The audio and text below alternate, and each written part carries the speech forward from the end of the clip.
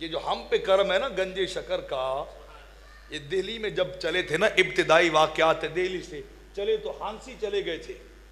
ہانسی کے جنگلوں میں بابا صاحب نے جا کے ڈیرے لگائے تھے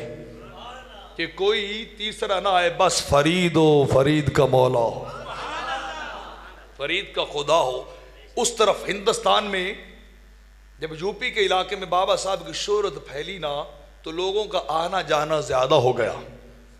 لوگ زیادہ آتے، وقت زیادہ لوگوں کو دینا پڑتا، بندگی اور ذوق اور عبادات میں وہ کیفیت نہ رہی، تو بابا صاحب نے ہانسی اور دلی کو چھوڑا، یہ پاک پٹن اجودن کا ٹبہ آ کے یہاں ڈیرا لگا لیا۔ یہ ڈھکی پہ علیحدہ ڈیرا لگایا تھا، ورنہ لاہور بھی تھا، ملتان بھی تھا، ادھر ہندوستان کے بڑے بڑے شہر بھی تھے، سارے علاقوں کو چھوڑ کر یہاں جنگل کے اندر آ کے فرید الدین نے ڈیرا لگایا تھا۔ کس لیے کہ مالک لوگ چاہے آتے ہیں تو تیرا میرا وہ رابطہ نہیں رہتا ہے، وہ ساگ نہیں رہتا ہے، وہ عشق اور کیف کی وسیع نہیں رہتی ہے۔ رب کائنات میں نہیں چاہتا کہ تیرے اور میرے درمیان میں کوئی تیسرا آ جائے۔ فرید کو جنگل بیلا ڈھونڈتا ہے،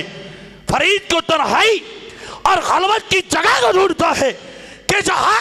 ہر وقت بس فرید ہو یا فرید کا مولا اس کے سامنے ہو۔ بیٹھے رہیں بس تصور جانا کر کے، بیٹھے رہیں بس یوں ہی تصور جانا کر کے کہ کوئی تیسرا نہ آ جائے۔ تو بابا صاحب بھی اس ٹبے پہ اس لیے آئے تھے ڈھکی پہ کہ اللہ کرے کوئی تیسرا نہ ہو۔ اٹھ فریدہ ستیا تے جھاڑو دے مسیت،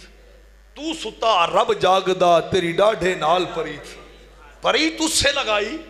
جو ہر وقت عشق کے نئے جلوے دکھاتا ہے، جو حسن و جمال کے نئے نئے جلوے اور حسن و جمال کی نئی نئی باتیں دکھاتا ہے، جو ہر لمحے ایک نئے رنگ کے اندر،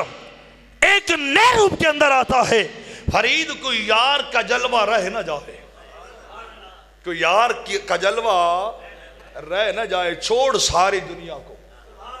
چھوڑ ساری کائنات کو، بس اس سے دل لگا، بس اس سے دل لگا، اور کوئی نہ آئے، اور کوئی نہ آئے۔ بابا صاحب تو اپنی لو کو پورا کرنے آئے تھے، مقدر ان ملنگوں کا جاگ گیا، بگڑی ان فقیروں کی بن گئی ہے کہ ولی کامل اس علاقے میں دہلی جیسے شہر کو چھوڑ کر یہاں تشریف کس لیے لائے تھے کہ ساری کائنات سے تعلق توڑ کے اللہ اللہ کی جائے، اللہ اللہ